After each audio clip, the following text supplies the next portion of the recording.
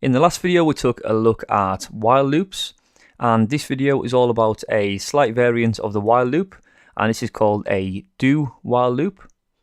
And it works in a similar way but with just a few subtle differences.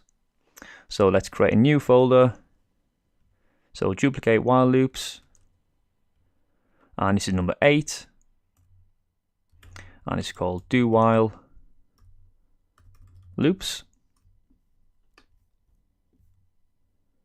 Then open that in your text editor,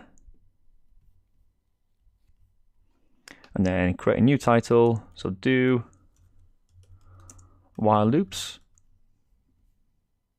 and just leave this code in for now. We can reuse some of these parts. So whereas a while loop from the last video will always run while this condition is true, a do while loop will always run at least once first and then check if the condition is true before it carries on. So we have the do keyword, and then inside the curly braces, so the code inside here is always run once at the start before we check if any conditions are true.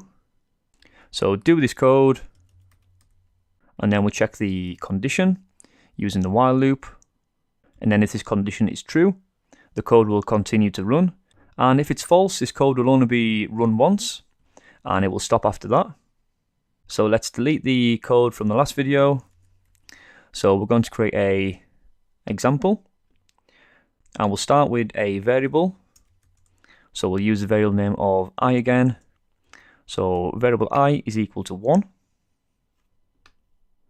And then let's do a document dot write inside there, and we'll just print the value of I, and again the break tags.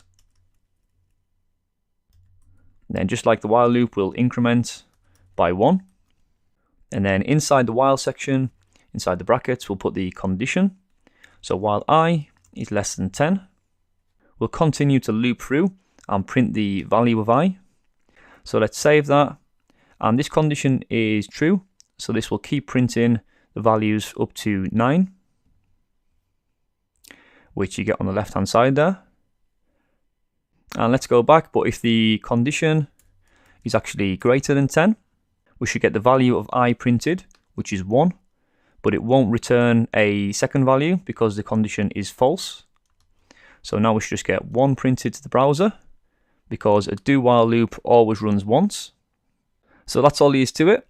A do while loop is quite simple to understand if you already get the concept of while loops.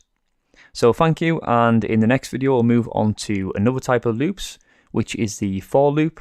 So thank you, and we'll see you there.